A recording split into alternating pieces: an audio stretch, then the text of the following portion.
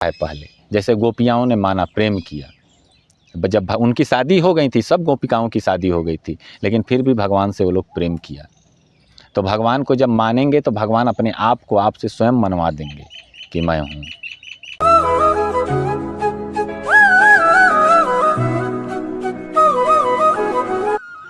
जय जय श्री राधे साथियों, एक बार फिर स्वागत है आपके अपने YouTube चैनल ब्रज बिहार दर्शन में। अब मोह भाव भरो हनुमंता, बिन हरि कृपा मिले नहीं संता। जब हमारी राधा रानी की कृपा होती है, गोविंद की कृपा होती है, तभी हमें संतों के दर्शन होते हैं। आज हम आपको लेकर आए हैं एक ऐसे संत के पास जो बरसाना धाम के जंगलों में विचरण कर रहे थे और हमें उनकी कृपा मिली। राधा रानी की कृपा से आज हमसे सत्संग की बात की। तो आइए मेरे साथ जानेंगे महाराज जी के जीवन के रहस्य के बारे में, जीवन कल्याण के बारे में। महाराज जी श्री राधे श्याम भवन, जय जय महाराज जी के चरणों में बारंबार प्रणाम, सही दंडवत। महाराज जी आपका शुभ नाम? श्री नित्यानंद शरण जू महाराज। अच्छा जी, कहाँ से पधारे हैं महाराज? हम तो काशी के, शरीर तो काशी जिले का है, गुरु स्थान श्री मैया राम जानकी मंदिर बड़ा अखाड़ा में। तो महाराज जी काशी से आप यहाँ ब्रजमंडल में आए हैं, तो हर साल आते हैं महाराज जी कि कभी कभी? नहीं, हम 2014 से यहीं रह रहे हैं। 2014 से यहीं वृंदावन, बरसाने, गिरिराज जी, ऐसे 84 कोस में भ्रमण करते रहते हैं। अच्छा, बस और कहीं गए नहीं फिर 2014 के बाद से। ब्रजमंडल में ही महाराज जी आनंद ले रहे हैं राधा रानी का और भगवान गोविंद करते रहते हैं भगवान का। अच्छा। ठाकुर जी की सेवा में लगे रहते हैं, ब्रजवासियों का दर्शन करते रहते हैं, इस रज में लौटते रहते हैं। राधा रानी से प्रार्थना करते हैं कि कभी हमारे पे भी कृपा करिए, और नहीं तो इतना पे तो भी बहुत है। काहे से कि एक शरीर का कीमते है साधु, ये नर देह का मतलबे है कि भगवान का भजन। जो भगवान के प्राप्ति के लिए सत्कर्म करता है, हर कुकर्मों को छोड़ के, राधा रानी उसके साथ हमेशा रहती हैं। भगवान का वही प्राण निधि हैं और प्राण वल्लभा भी हैं। जय श्री राधे। महाराज जी मानव जीवन का रहस्य क्या है? ये मानव जीवन हम लोगों को मिला है महाराज जी, इसका उद्देश्य क्या होना चाहिए महाराज जी? मानव जीवन में तो जो आता है तो भाग्य अपना साथ लेके आता है। हर मनुष्य का हर कर्म अपने अपने लिखा हुआ होता है, लेकिन जो बहुत बड़ा भाग्य बनाता है, सौभाग्य बनाता है, उससे भी ऊपर बनाता है, उसको भगवान फिर साधु शरण लेते हैं, अपने शरण में रख के अपनी सेवकाई देते हैं। और ब्रिज धाम में आना, ये तो समझ लीजिए कि भाग्य की तुलना ही नहीं है, यही भगवान की कृपा है, समझ लीजिए। नहीं तो हम जन्मे कहाँ काशी में और रम कहाँ रहे हैं ब्रिज में। ये तो सब महाराज जी राधा रानी की कृपा है, वहाँ के बिहारी जी की कृपा है। आप ब्रजमंडल में आके भक्ति का आनंद ले रहे हैं, रस का आनंद ले रहे हैं। महाराज जी मनुष्य का मन भक्ति में कैसे लगे महाराज जी? ये चंचल मन है, ये मोह माया की तरफ ज़्यादा खींचता है और भक्ति की ओर कम महाराज जी, तो मन कैसे लगे है क्या? मन को तो बुद्धिये से पकड़ा जाएगा भगवान। अच्छा। काहे से कि परमात्मा आदमी को समझने के लिए बुद्धि ज्ञान, जैसे ज्ञान जैसी चीज़ पुस्तक ग्रंथ दिए हैं। अगर आप अपने मन को बुद्धि से पकड़ लिए तब तो सही है, नहीं तो ये 10 इंद्रियों को तो बस सुखे चाहिए। अगर ये सुख से हटना नहीं हटाए, इसको भगवान के तरफ नहीं ले गए, तो ये आपको इसी संसार में घुमाते रहेंगे बार बार। क्योंकि इस इंद्रियां जो है बस विषय वासना के भोग के लिए ही होती हैं। मन को दबा के अगर आत्मा से आप बात करोगे तब भी परमात्मा के तक जा सकते हैं। इसके लिए गोस्वामी तुलसीदास जी भी बोले हैं कि सो मात बड़भागी, जाकर पुत राम चरण अनुरागी। वो माता सबसे बड़ी भागी है, वही माता प्रसव पीड़ा पर सहकर अपने पुत्र को जन्म दी, जिसका कि पुत्र भगवान के चरणों का अनुरागी हो गया। नहीं तो बाकियों को तो बियानी शब्द लगता है। जय जय श्री राधे। को भक्ति को कोई सरल उपाय बताओ महाराज जी। भक्ति का तो कलयुग में बस सरल उपाय यही है कि अपना कर्म करते हुए भगवान का नाम लो, अगर सांसारिक जीवन में वो है तो। क्योंकि संसार में तो कर्म तो करना ही पड़ेगा। साधु बनने के बाद भी कर्म करना पड़ता है, लेकिन वो भगवत आश्रित होके। और संसार में तो भाई अपने कर्म पे रहना पड़ता है मानव को। काहे से गृहस्थी को भगवान तब्बे देते हैं जब वो कर्म करता है, विरक्त स्वयं उनके पे है, उसके पास भगवान चल के आते हैं।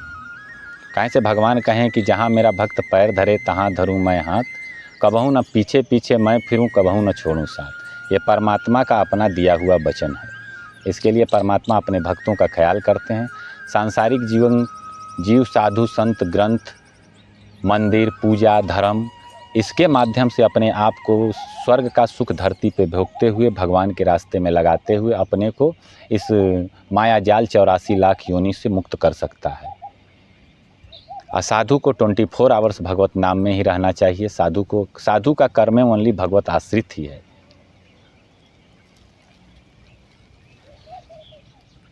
महाराज जी, कोई तन से दुखी, कोई मन से दुखी, कोई धन से दुखी महाराज। ये मानव जीवन महाराज जी थोड़े समय के लिए मिला है, इसका कोई पता नहीं है कि मृत्यु कब, क्यों मृत्यु तो निश्चित है महाराज, सत्य है ये तो है क्या? सही। लेकिन मनुष्य है क्या है, मोह माया में ज़्यादा पड़ता है महाराज जी और भक्ति में कम पड़ता है, ऐसा क्यों महाराज?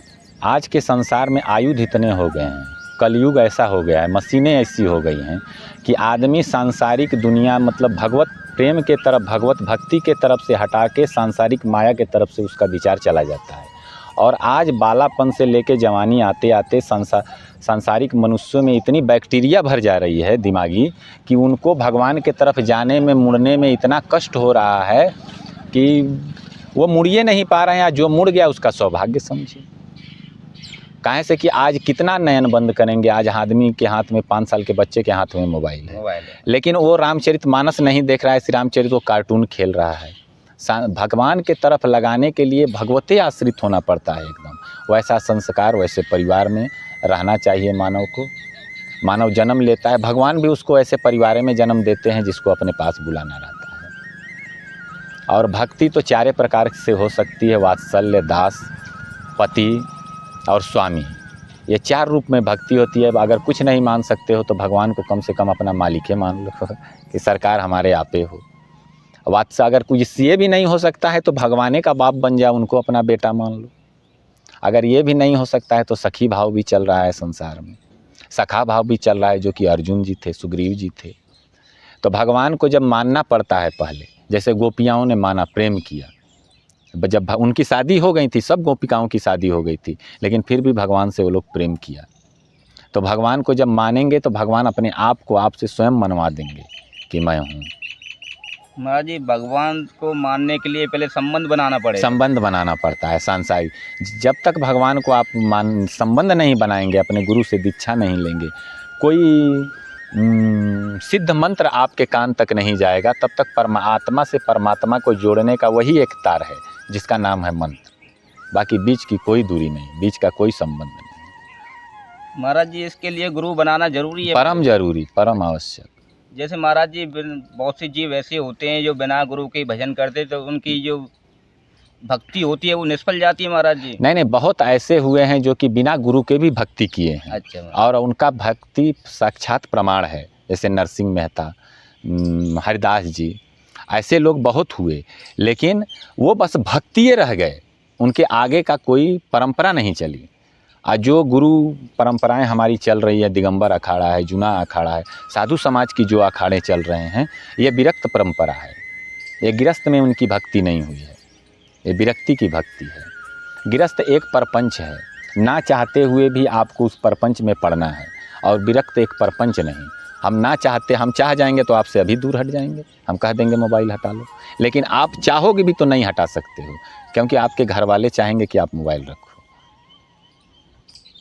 तो भगवान से सटने के लिए भगवान का एक ही उपाय है, बस भगवान को अपना मानिए, और हमेशा ये मानिए कि भगवान हमारे करीब हैं और हमको देख रहे हैं। ऐसा नहीं कि भगवान नहीं देख रहे हैं।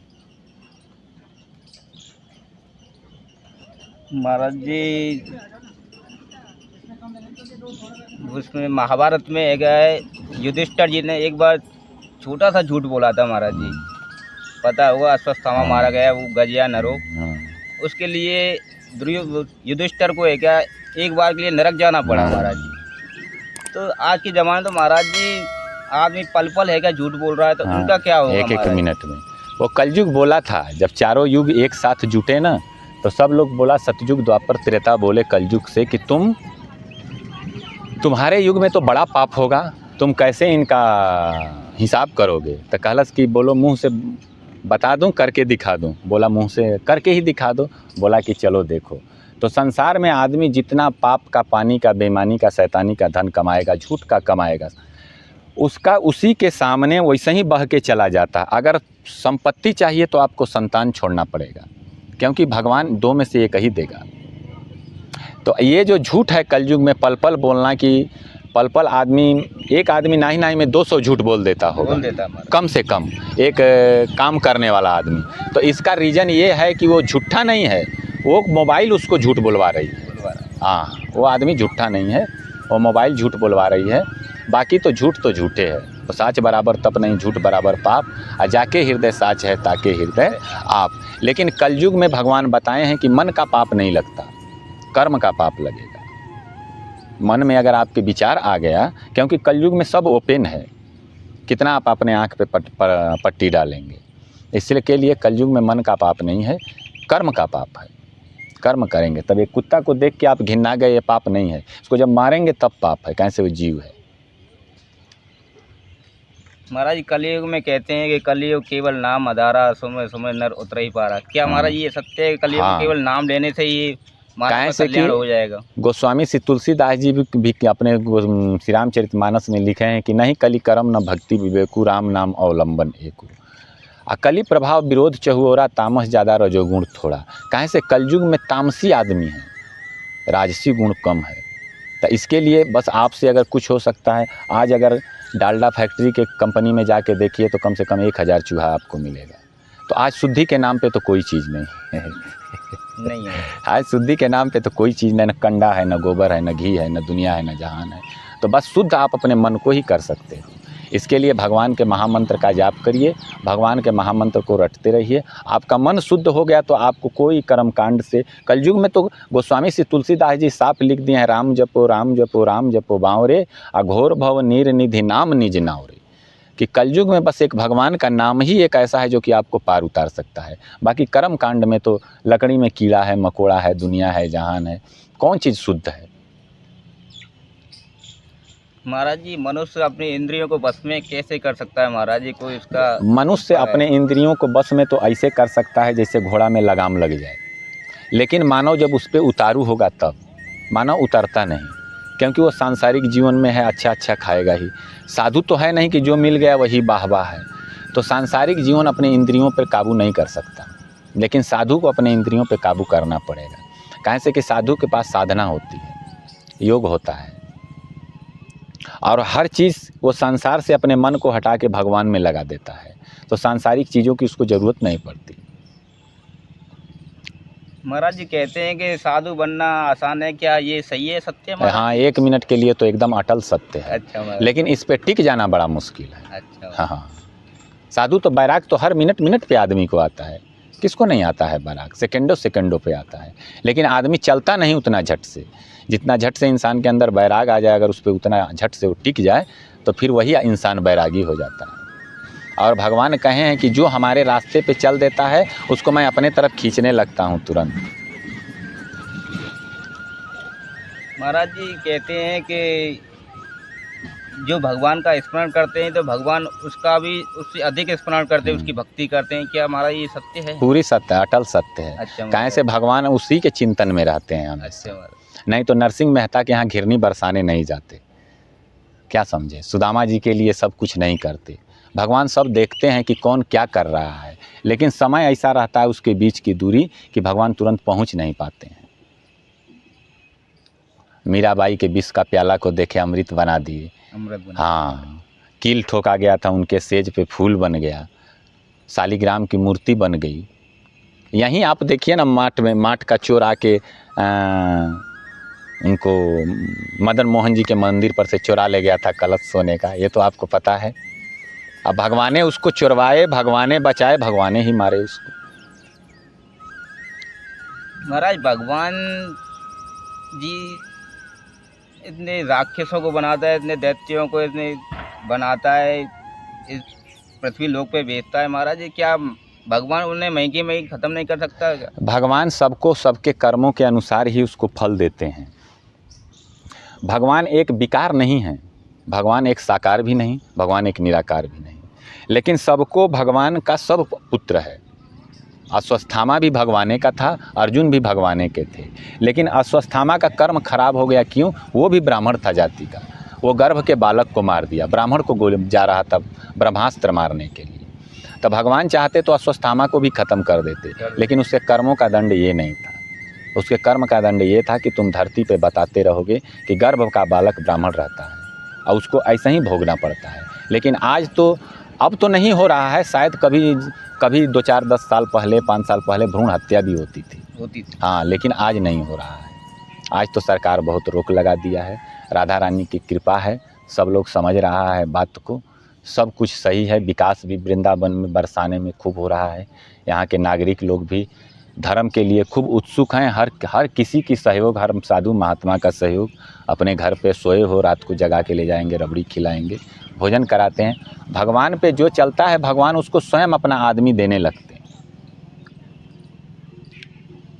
महाराज जी, भगवान ये पृथ्वी लोक पे जन्म लेते हैं, अवतार लेते हैं, क्या वो भक्तों के उद्धार के लिए आते हैं कि महाराज जी इन राक्षसों को नाश करने के लिए आते हैं? नहीं, वो तो आते हैं भक्तों का उद्धार करने के लिए। अच्छा। राक्षस तो मरेंगे ही मरेंगे, उनका रहना, उनको तो रहना है नहीं, भक्तों को रहना है। लेकिन माध्यम बनते हैं राक्षस, क्योंकि भगवान का दर्शन राक्षसे करा सकता है।